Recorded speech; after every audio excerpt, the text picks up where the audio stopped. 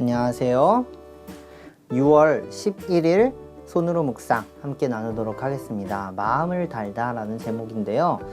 잠언 21장 2절에서 3절 말씀입니다. 말씀 함께 읽어보겠습니다.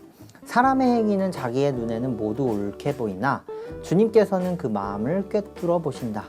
주님께서는 정의와 공평을 지키며 사는 것을 제사를 드리는 일보다 더 반기신다. 오늘 말씀 2절을 보면요, 사람의 행위는 자기의 눈에는 다 옳게 보이나 주님께서는 그 마음을 꿰뚫어 보신다 라고 하십니다. 여기서 꿰뚫어 보신다 라는 단어는요, 원어로 타칸이라는 단어입니다. 뜻을 보면 원어의 뜻은 저울로 달다 라는 뜻이 있습니다.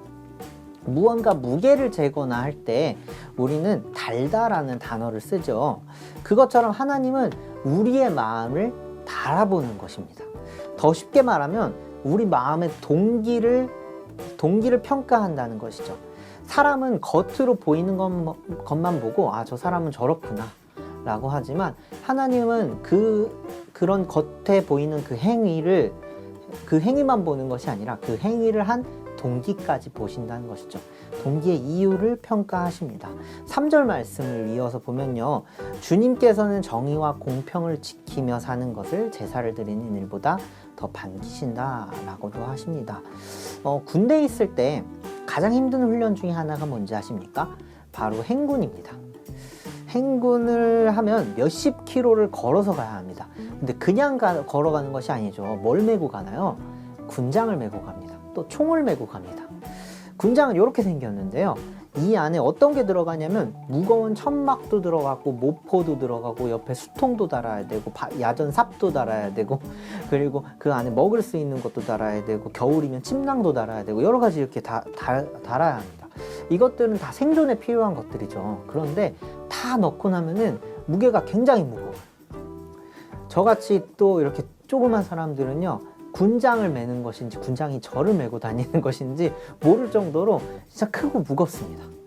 근데 이게 너무 힘드니까 선임들이요, 빈 박스를 넣습니다. 여기다가 빈 박스를 각만 잡아서 넣는 것이죠. 그러면은 겉으로 보기에는 정말 그럴싸해 보여요. 꽉 차 보입니다. 그런데 막상 이렇게 들어보면 되게 가볍거든요. 그리고 열어보면 텅텅 비어있죠. 걸리면 그냥 끝나는 거죠. 그런데 군대에 있다 보면 이런 거 참 많아요. 앞에는 참 그럴싸하게 해놓고 뒤에 들어가 보면은 다 엉망진창인 것이죠. 이런 것을 뭐 전문 용어로 가라라고도 하는데요, 이런 게 참 사회에도 많이 있는 것 같습니다. 사람들은 이런 걸 보고 겉으로는 보고 참 무거워 보인다, 정말 훈련 멋있게 한다 라고 하지만 하나님은 다 아시겠죠. 우리들의 마음도 이와 같은 것 같습니다. 사람은 겉모습을 보고 그 사람을 판단을 합니다. 겉모습이요. 한 번은 교회에서 이렇게 예배 시간에 앞에서 인도를 하는데 열심히 예배하던 학생이 있었어요. 손을 들고 막 찬양하고요. 그리고 맨 앞자리에서 일어나서도 찬양하고 항상 이렇게 눈물을 펑펑 흘리면서 은혜 받는 친구가 있었습니다. 그 학생을 보면서 참 그 모습이 예쁘다라는 생각을 했습니다. 그런데 그러던 중에 어느 날 그 학생의 고민을 듣게 되었어요. 그런데 이 고민의 내용이 참 저에게 충격적이었습니다. 무엇이냐면요, 간사님, 그때 당시는 간사님이었거든요. 간사님, 저 예수님이 누군지 잘 모르겠어요. 예수님이 잘 느껴지지 않아요. 그래서 물어봤습니다. 그럼 너 이렇게 열심히 예배하던데 막 눈물 흘리면서도 예배하고 왜 그렇게 예배했니? 그런데 이렇게 대답하는 거죠. 처음에는 다들 그렇게 예배하니까 나만 이렇게 막 손들고 일어나서 이렇게 안 하면 이상한 것 같아서 해봤다는 거죠. 그리고 두 번째는요, 나중에 이렇게 하면 예수님이 자신을 만나줄 것 같아서 그렇게 했다고 하더라고요.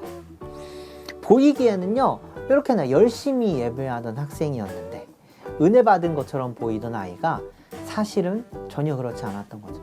사람들의 시선 때문에 또 하나님 만나고 싶어서, 물론 그것도 굉장히 귀하지만요, 이것을 깨달은 것은 사람이 이렇게 보이는 것만으로, 겉모습만으로 내가 이렇구나라고 판단하는구나 라는 것을 깨닫게 되었습니다. 그렇지만 하나님은요, 우리의 마음을 감찰하시는 분이라고 합니다.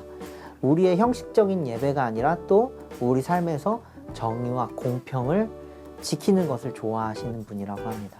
우리 마음을 달아보시는 분이 하나님이신 것이죠. 하나님이 보시기에는 그 학생이 울면서 그렇게 찬양했던 이유, 저는 나중에 알았지만 그렇게 열심히 예배한 이유를 아셨겠죠. 사실은 은혜 받아서 우는 게 아니라 하나님이 느껴지지 않아서 또 다른 사람의 시선 때문이었다는 것을요. 때로는 우리는 사람에게 잘 보이고 싶어서 또 이렇게 저렇게 행동할 때가 있는 것 같습니다. 인간이기에 참 그런 거에 영향이 있는 것 같아요. 어떤 행동을 할 때 또 어떤 결정을 할 때 이것이 하나님의 뜻일까? 아니면 나의 어떤 마음일까?